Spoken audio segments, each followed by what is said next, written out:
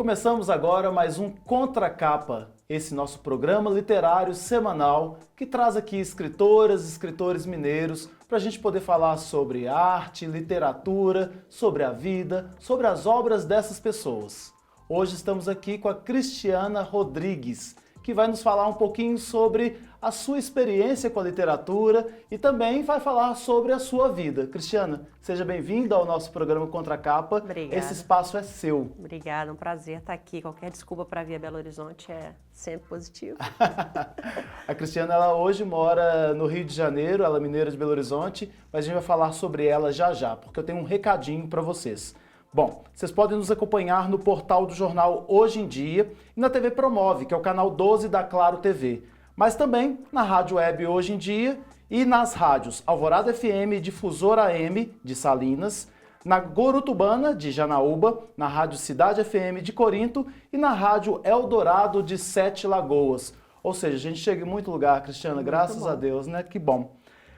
Agora a gente vai para a apresentação da nossa convidada. Hoje ela trouxe um monte de livro pra gente, a gente vai falar sobre alguns, talvez a gente nem entre bem especificamente nas histórias, mas a gente deixa as dicas aqui para que vocês possam acompanhar. Mas a Cristiana Rodrigues, ela é mineira de Belo Horizonte, publicitária pela PUC de Minas e foi fazer um mestrado lá em Londres, em editoração. Ela lançou o primeiro livro chamado Vastidão, em 2022, quando também escreve e organiza com outras mineiras, autoras mineiras, a quentologia de eróticos chamado Mexerica. E aí a gente já para por aqui, porque aqui já é informação demais e a gente pode explorar algumas coisas. Então eu quero explorar um pouquinho sobre essa questão do Vastidão, que é um livro que ficou como finalista do Prêmio Jabuti. E aí as pessoas ficam assim, poxa, meu sonho quando é escritor é ser finalista ou ganhar o Prêmio Jabuti, logicamente.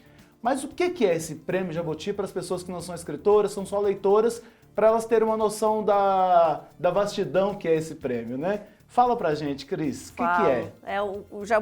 Ser finalista no Jabuti foi muito acidental, eu entrei ao acaso no prêmio. Digo ao acaso porque você tem que fazer uma inscrição, então você tem a decisão de se inscrever, mas eu jamais imaginaria, até porque o livro ele tem Ele não se encaixa muito em nenhum gênero, então eu tive que escolher em que categoria eu colocaria, e eu pensei que ele não passaria nem nesse primeiro crivo do que é uma crônica propriamente dita, né? Do que é um livro que tem um certo arco, então ele tem crônicas, mas ele tem uma mistura de poética nas crônicas, elas são contadas com uma mistura de estilos literários, então ter passado para semifinalista e fui informada até por outras escritoras que você é semifinalista no Jabuti, depois quando fui finalista, enfim. Mas o que ser finalista, além, obviamente, do reconhecimento, me trouxe foi um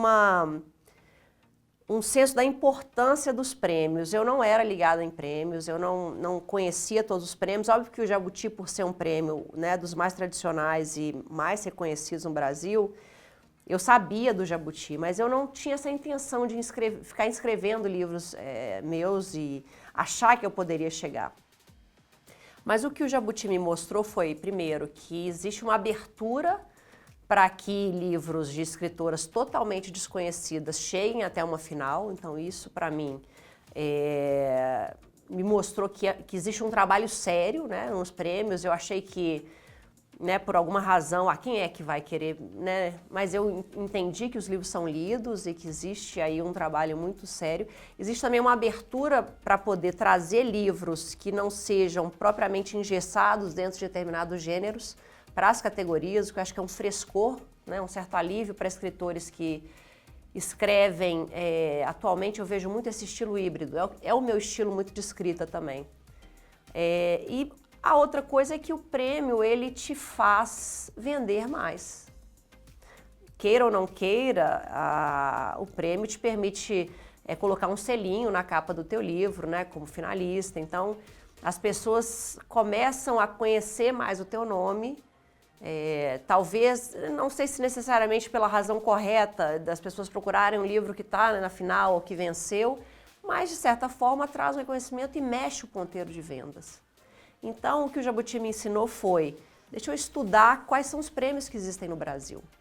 E quais são os requisitos para tais prêmios, porque alguns prêmios realmente não se aplicam. Tem prêmios que eles só reconhecem autores até 30 anos de idade, já passei, não posso mais. Ou então tem, infelizmente, ou então tem prêmios, só reconhecem o autor que é estreante de fato, lançando o primeiro livro, ou que está lançando o primeiro romance, que é um gênero que eu não escrevo, mas que ainda é o gênero mais reconhecido no mercado editorial, que eu acho uma certa miopia, mas que com o tempo eu espero que isso mude.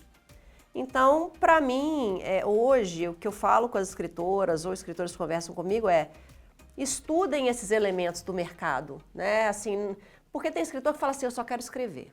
E eu acho que isso hoje, o escritor tem que ir além, ele tem que saber mais sobre o mercado, principalmente um escritor que não tem nome, ou que não tem uma máquina de assessoria por trás, uma grande editora, que não vai ter essa ajuda de outra forma.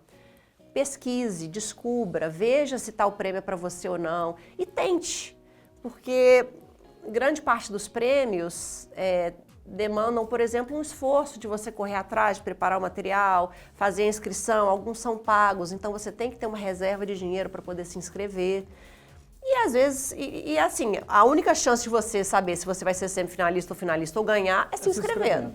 Então, eu acho que isso foi um grande alerta para mim. Hoje em dia eu sei os 3 ou 4 prêmios que dariam que dariam para que eu me inscrevesse. E eu fico de olho nas datas da inscrição. Até penso assim, será que faz sentido entrar esse livro ou não? A data de lançamento de um livro influencia, porque os prêmios têm uma data de corte. Então, às vezes você lança um livro, sei lá, em abril ou em maio, esse livro já não pode mais concorrer. Então, até isso, talvez... Eu não sei se as grandes editoras pensam nisso. Imagino que sim, porque é tudo um grande negócio também. A gente não pode esquecer. É porque é um selo mesmo, né? As pessoas, elas já veem com outros olhos. Sim. E aí, quando você tem uma escritora, um escritor que são desconhecidos, mas já tem o selo ali, já é como se fosse, né? Tá alguém balizando ali por você. Sim. Você hoje, depois do Vastidão que você se escreveu, foi o primeiro livro, então, que você fez. Isso. Primeiro livro escrito e que já foi para a final. Como final, né? Finalista. Em qual categoria? Em crônica. Em crônicas. Isso. Você se inscreveu em outros depois? Eu me inscrevi agora só esse ano, né? Porque o que acontece? O Vastidão foi em 2022. Parece que faz muito. Parece que tem muito tempo que tudo começou, né? Mas tem menos de 2 anos e meio. Eu comecei em fevereiro de 22 com o Vastidão. E muita coisa aconteceu nesses últimos 2 anos e meio, inclusive a quantidade de livro que eu produzi, não só meus próprios, mas com outras escritoras, né? Pela editora que eu criei. Então, eu ainda não tive tempo. Eu me arrependi, de fato, de não ter, por exemplo, de não saber de mais prêmios, talvez, em 2022. Alguns até gratuitos, por exemplo, Prêmio Oceanos é um prêmio que você se inscreve gratuitamente. Eu não sabia do Oceanos em 2022. Talvez eu pudesse ter inscrito também o próprio Mexerica, ou tivesse, né, inscrito também o Vastidão. Mas como eu não sabia, eu não inscrevi. Então agora, em 24, eu posso me inscrever com os livros que eu lancei em 23. E aí eu decidi se valia a pena que eu entrasse com todos eles ou não, e me inscrevi em 2. E com o NU, por exemplo, que eu lancei agora em 24, eu já posso me inscrever no prêmio da Biblioteca Nacional, porque a data de corte é diferente. Legal. Então, vai ser essas coisas... Quando você começa a estudar, eu falo com as escritoras, tenham conhecimento sobre tudo, os elementos do mercado, assim, porque... A gente não pode, sim, é óbvio que a escrita consome grande parte do dia, mas quando a gente sabe por onde a gente caminha, até eu falo, porque tem escrita que é muito mais comercial do que outras. Então, provavelmente, se a sua escrita é comercial, você tem grande chance em alguns prêmios, porque alguns prêmios procuram determinadas coisas. Eu acho que o contexto do que está se falando também no mercado e no mundo... Ele determina bastante a escolha de quem vai ganhar um prêmio. Agora você está falando aí sobre, eu falo com as escritoras, eu converso com as escritoras, então é só para poder ressaltar aqui e já trazer uma informação que eu estou puxando aqui do seu currículo, né? Você cuida do coletivo de escritoras mineiras que é chamado de Escribas de Minas. Isso. Né? O que é esse coletivo? Já adiantando aqui a nossa conversa, já que você está citando aí muitas dessas meninas. Isso. Na verdade, ele é uma coisa que ele pode ser mais. E eu espero que agora em 2024 e 2025 eu consiga fazer mais, porque quando você fala cuida, na verdade, hoje eu sou responsável até pelo Instagram, mas o grupo de WhatsApp que corre em paralelo ao Instagram, ele é muito mais ativo e orgânico do que o próprio Instagram atualmente, porque eu ainda não consegui sentar e parar e falar, não, essa é a programação do Instagram do Escribas de Minas, a gente vai trazer essa escritora, vamos falar dessa. Ainda não consegui ter tempo de fazer, mas o Escribas de Minas, ele surgiu porque em 2022, logo depois do lançamento do Vastidão, eu caí também de paraquedas na organização da foto do grande dia para as escritoras aqui em Minas Gerais. Um movimento que começou em São Paulo, com a Giovana Madalosso, a Natália Timerman e a Paula Carvalho, de organizar uma foto de escritoras em São Paulo durante a Feira do Livro. E elas acessaram escritoras que elas conheciam no Brasil todo para que a foto acontecesse em outras cidades. E, por um acaso dos acasos, não vou me alongar aqui mais contando, eu caí para ser organizadora da foto aqui em Belo Horizonte com as escritoras de Minas e me juntei ao CCBB para que a gente juntasse o máximo de escritoras que a gente conseguisse. Eu jamais imaginei, o dia que eu cheguei na escadaria do CCBB, dia 12 de junho, dia dos namorados até de 22, era uma quantidade de escritoras, e aí eu me senti, pela primeira vez, porque eu não conhecia escritoras. Essa era a grande verdade. Quando eu lancei o Vastidão, conhecia pessoas que escreviam de vez em quando no Instagram, conhecia as escritoras pelo que eu lia, mas não assim de ver, né, tá do meu lado aquele tanto, parecia um time gigante de futebol. E aí, eu falei, gente, estou entre os meus, mas que bacana que tem tanta gente escrevendo, outras mulheres, tantas mulheres querendo escrever. E naquela hora, como eu era organizadora, parecia até que eu era alguém, de fato, no mercado editorial. Eu tinha só um livro lançado e nem era... Mas eu me achei uma pessoa, assim, tão importante mesmo naquele dia, como uma referência. Eu ganhei livros de várias escritoras. Algumas vieram conversar comigo, como se eu soubesse alguma coisa. Eu falei, gente, eu preciso saber muito mais do que eu sei, porque se eu vou virar... E aí criou-se um grupo de WhatsApp, que foi uma coisa ensandecida, porque todas queriam falar ao mesmo tempo dos seus lançamentos, trocar informações, e a gente montou o Instagram para poder... A ideia do Instagram agora que eu quero fazer é trazer, de fato, o que você está fazendo aqui no Contracapa, talvez começar a ressaltar mais o trabalho de cada escritora, de alguma forma, no Instagram, dentro de um cronograma estruturado, mas é preciso sentar e fazer, porque como é totalmente voluntário, sou só eu fazendo, talvez trazer alguém para me ajudar, ainda é uma coisa para se pensar aí para o final desse ano. Quando eu vi aquela foto, cada uma segurando as suas obras também, Isso. né, que ficou muito legal, quando você fala de um grande time de futebol, na verdade, aí a gente pensa de 24, 36 pessoas, mas é realmente uma multidão. Foram 212. Olha, 212. E aí quando a gente fala sobre isso, todas mineiras, né? Sim. Ou com atuação em Minas Gerais. A gente, quando foi lançar o Contracapa, nós fizemos uma enquete, e aí vários nomes foram surgindo, e eu, de fato, vou falar com vocês, não tinha noção de tanta gente que escrevia e escritas maravilhosas. Sim. E que muitas vezes não tem essa luz, né? Essa luz que eu digo é uma oportunidade de se destacar, de mostrar o seu trabalho para mais pessoas.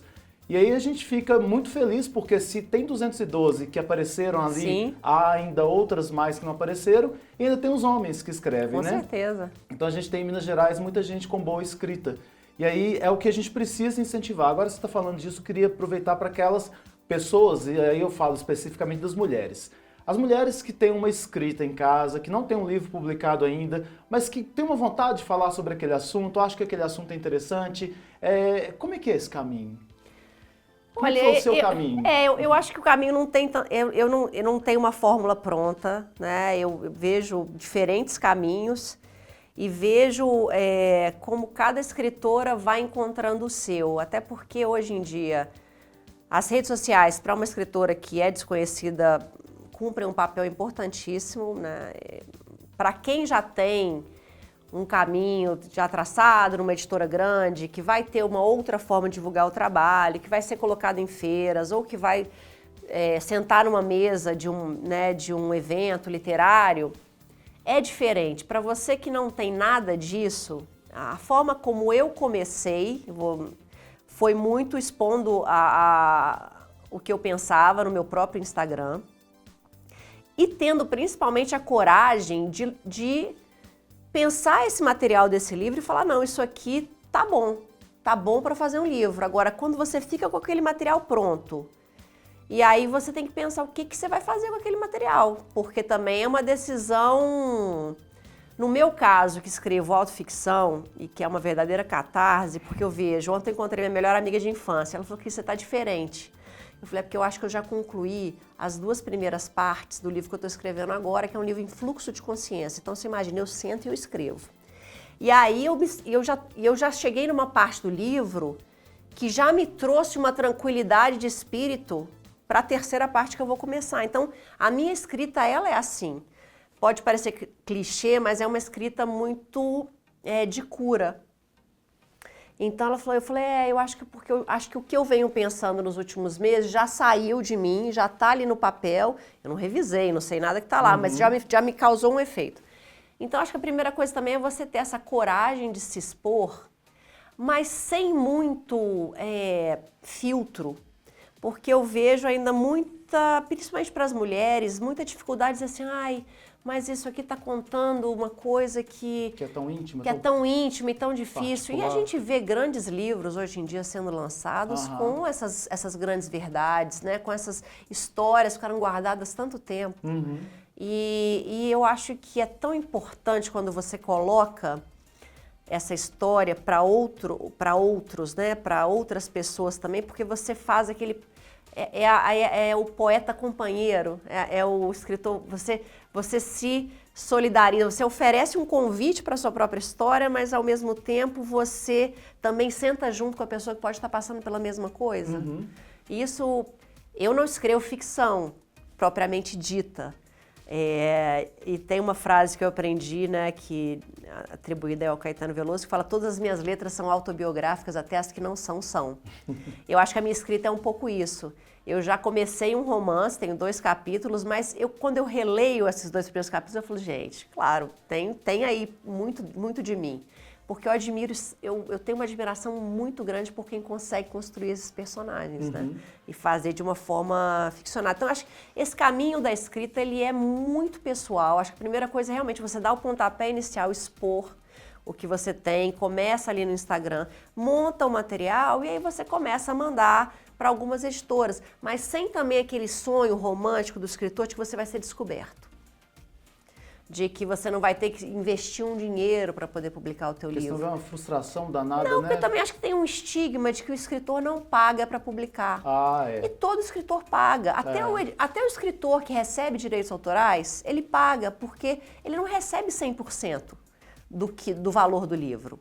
Então, se a gente pensar por essa perspectiva invertida, se eu ganho 10% de direitos autorais, eu estou deixando 90% na mesa. Então, eu estou pagando. De uma certa forma, porque o livro ele só existe com o insumo do autor. Isso é uma outra coisa que eu falo para as escritoras também. Não deem seu conteúdo de graça, a não ser que faça muito sentido para você. Porque eu vejo muitos escritores escrevendo assim 300 publicações digitais e cedendo conteúdo para isso, para aquilo outro, assim, tem que fazer sentido que seja de graça. Porque é um ofício, a gente não pode esquecer que você precisa receber alguma coisa por aquele material seu. Se você está fazendo de graça no seu Instagram, e isso está te dando uma certa projeção, alguém está conhecendo o teu nome, o teu texto, está se fortalecendo porque todo dia você está ali escrevendo e você está criando esse hábito de escrever, ok. Faz parte de uma estratégia. Faz parte de uma estratégia. Agora, você simplesmente distribuir texto para fazer revista para os outros... não dá. Não dá. Agora me fala sobre o Vastidão. Vastidão, que foi o primeiro livro. O que o Vastidão trata? O que a gente pode... Por que Vastidão? O Vastidão, ele é uma busca do amor próprio, que eu acho que eu tinha perdido. Eu escrevi o Vastidão depois que eu perdi minha mãe. E eu fiquei muitos anos... Enquanto minha mãe estava viva, eu morei quase 6 anos fora, mas eu fiquei muitos anos, mesmo que eu não morava fora, eu morei fora do Brasil quase 6 anos, mas mesmo que eu não morava fora do Brasil, eu vinha pouco a Belo Horizonte, eu acho. Você mudou para o Rio quando? Me mudei para o Rio em 2001. Eu não soube valorizar, até a perda da minha mãe, a importância que Belo Horizonte, que Minas Gerais, que as minhas origens tinham para mim. Porque quando eu era adolescente, eu quis muito sair de Belo Horizonte e ganhar o mundo. Então, eu fiquei muito como essa pessoa nômade que viajava muito, que, enfim, que conhecia tudo, mas que quando vinha a Belo Horizonte, por exemplo, não levava de volta para o Rio um doce de leite, um pão de queijo congelado. Uma vez uma prima minha veio comigo no carro para Belo Horizonte, isso depois da morte da minha mãe. E eu fui buscá-la, ela mora no Rio também, fui buscá-la e ela tinha uma mala e ela tinha uma espécie daquelas bolsas térmicas vazias, enorme, que a gente dobrou e colocou no porta-mala. Eu falei, Paula, mas que bolsa? Falei, Cris, uai, toda vez que eu vou para BH, eu trago, eu vou lá no Mercado Central, eu compro queijos, eu compro não sei o que, parará. Eu falei, Paula, eu nunca fiz isso na minha vida. Então, o Vastidão, quando eu perco a minha mãe, eu começo a vir muito a Belo Horizonte para estar com meu pai. Começo a reencontrar pessoas da minha adolescência, dos meus anos formativos, né? Que também a gente tem essa coisa de não valorizar tanto a nossa adolescência. O adolescente, ele não entende. Outro dia eu estava com um bando de adolescentes, eu falei, gente, se eles soubessem quão importante é esse momento que eles estão vivendo agora, porque a gente, enquanto adolescente, dentro da floresta, a gente acha que é tudo, né? Tudo vai ser sempre igual. Então, assim, eu comecei a entender a participação disso na minha vida. E eu ia muito e voltava muito de carro, então 6 horas indo, 6 horas voltando, comecei a pensar, sempre quis escrever um livro, nunca tinha tido coragem. Aí eu ia para o Rio pensando, mas se eu vou escrever isso, aquilo, mas como é que isso vai se encadear num livro? Até um dia à noite, era dia 7 de dezembro de 21, eu me lembro até hoje, sentei, comecei, eu tinha alguns textos meio rascunhados, que eu comecei a encaixar numa história, num arco, como eu falei, dia 31 de dezembro eu tinha terminado. Fiquei olhando para aquele PDF, como eu falei aqui no início, falei, o que eu faço agora? Não conheço nada, não conheço ninguém, sei nem como publico um livro, não faço a menor ideia. Entrei na internet, entrei no YouTube, como é que faz um livro? O que o livro tem que ter? ISBN, onde que faz o ISBN? Ficha catalográfica. Aí comecei a pesquisar. Você mesmo saiu pesquisando isso? Eu mesmo saí, não, porque eu mandei o manuscrito para algumas editoras. E mandei, e as editoras grandes nem recebiam. Então eu falei, bom, eu não vou nem, já nem chego numa editora grande, então, né, não adianta nem eu sonhar com a possibilidade.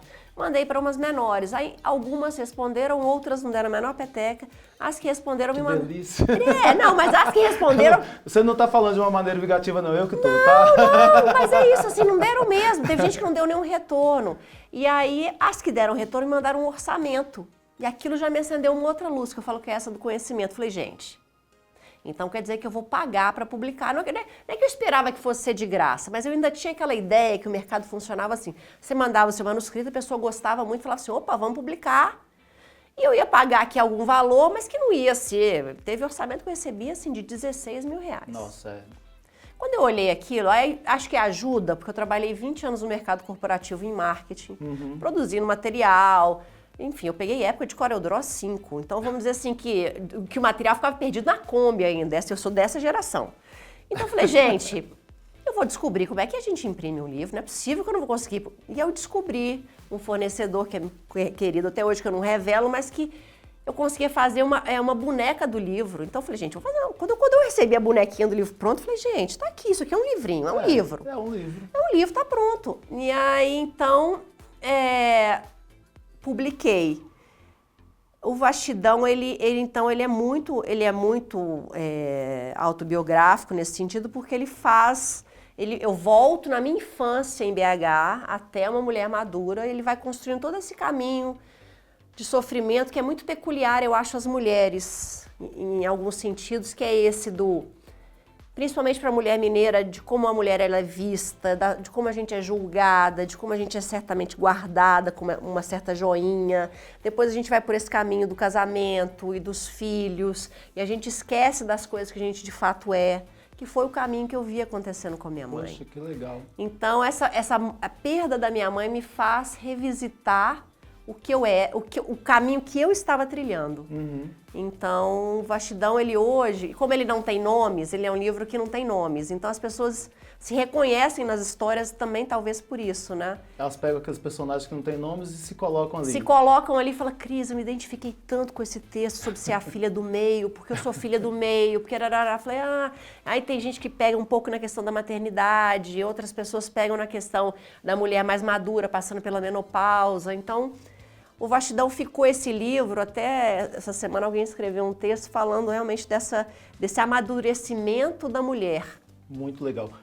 Eu vou pegar o Vastidão e já vou pular para o nu, porque aí eu queria entender um pouquinho esse nu, a gente está quase acabando. Fala para mim, você falou dessa questão do escrever como se desnudar, né? Isso. Mostrar a si próprio. O que é o nu? O novo livro que saiu agora em março. O nu já é... Eu comecei a escrever o nu logo na sequência do Vastidão. Por incrível que pareça, em próprio fevereiro de 22 eu comecei a escrever, mas por questões alheias... Só vou te interromper um pouquinho. Sim. Entre o Vastidão e o nu, você teve outros livros publicados, até mesmo, né? Sim. Uma quentologia, né? Isso. Que não vamos conseguir falar aqui. Não. Mas aí você falou que então você fez o Vastidão e foi na sequência veio o nu. Não. Só para poder... na sequência eu comecei a escrever o nu, mas por forças externas a mim eu não pude publicá-lo. Tá, mas é só para poder deixar claro para as pessoas que entre um e outro há alguns. Por tá? não poder publicar o nu, eu deixei ele mais quieto e comecei a publicar outras coisas que eu vinha escrevendo até poder publicar. Vamos só citar aqui então. Tem o Ridículas, que foi Ridículas, 2023. isso. O Líquido e Céu Rosa. Céu Rosa. E você isso. me mostrou um que saiu agora também, recentemente. Que é uma coletânea de 22 mulheres que me procuraram, que chama Gradiente, que são histórias de escrita afetuosa, são 22 mulheres incríveis. Algumas já tinham publicado, outras nunca tinham publicado nada. Então, são histórias muito reais dessas mulheres. Legal. Aí então vamos pro nu. O nu é um desnudar de papéis. O nu ele acabou sendo categorizado como ficção e romance. Ele também não tem nome, mas o nu, a personagem do nu é uma dona de casa presa no doméstico. E em cada situação ela está presa em algum ambiente. Às vezes ela está presa numa gaiola de ouro, outras vezes ela está presa num aquário, outras que ela é o peixe mais escuro daquele aquário que é transparente, que está todo mundo olhando. Em outra situação ela está presa dentro do box, tomando banho, chorando, enfim, e vivendo aquele dia a dia doméstico, onde ela se sente presa. Mas ao mesmo tempo que ela se sente presa, ela, mesmo fazendo o mecânico do doméstico, do dia a dia dela, ela começa essas divagações sobre o que ela está vivendo, quem ela como que ela enxerga o que ela faz no dia a dia. E até o final, que não dá para revelar, e o que ela descobre nesse final. Dá vontade de ler realmente. Quando você vai falando assim, a gente vai viajando nas histórias, imaginando algumas situações, né? Porque assim, são coisas que acontecem no dia a dia das mulheres e que elas não conversam muitas das vezes. Às vezes conversam com um terapeuta, aqueles que não têm acesso não conversam. Sim.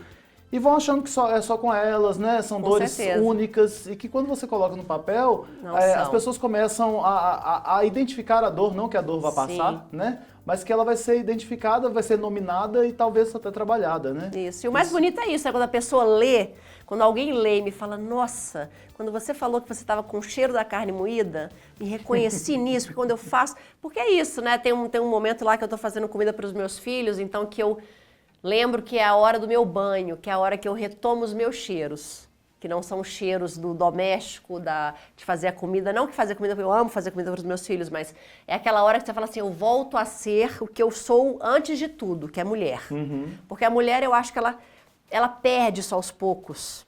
Algumas, né? A maioria talvez, algumas conseguem não, mas a gente vai se doando tanto e vai tendo tantos outros cheiros de outras coisas à nossa volta, que pra mim, por exemplo, meu ritual do meu banho, as pessoas quando me abraçam falam, Cris, esse é o seu cheiro. Eu falei, esse é o meu cheiro, é a Cris como mulher. Antes de tudo, eu sou a Cris Cristiana, depois eu sou a Cristiana mãe, né? Enfim, tem o cheiro do papéis. Trabalho, o cheiro da mulher que é dona de casa, o cheiro... E aí você toma o banho, você tira aqueles cheiros, né? Exatamente. Eles vão vir de novo, talvez, né? Mas isso não tem problema, mas contanto que você saiba qual é o seu. É muito interessante. Bom, a gente vai ter que encerrar sem falar da Hilda, eu não vou encerrar não, tá? Porque quando ela me mandou uma mensagem falando, tem como estacionar a Hilda aí? Eu falei, gente, quem é essa Hilda? Como é que ela vai estacionar a Hilda, né? E aí, então, eu vou ter que encerrar falando sobre ela e passo para a Cris para falar os contatos de onde a gente pode encontrá-la. Ela restaurou uma Toyota Bandeirante de nome Hilda para levar sua editora e livraria itinerante vasta pelas estradas do Brasil, democratizando dessa forma o acesso à boa e desconhecida escrita de mulheres. Então isso aí eu acho que a gente pesquisa lá, entra lá no Instagram dela, que você vai saber um pouquinho mais sobre isso, que infelizmente não deu para explorar aqui nesse programa. Cristiana, obrigado por estar presente obrigada aqui. a você. Nos fale quais são os contatos ou o seu contato do Sim. Instagram para a gente poder encerrar esse nosso momento gostoso. Procurar @Cris Rodrigues, todos os outros arrobas da Hilda, da Vasta estão lá. A editora está com uma chamada agora para Poética Erótica, para quem quiser, que é a continuação do Mexerica, e conhecer mais sobre o trabalho que está sendo feito. É isso, gente. Nós nos encontramos num novo episódio e você fique aí ligado, porque toda semana tem uma história diferente. Até lá!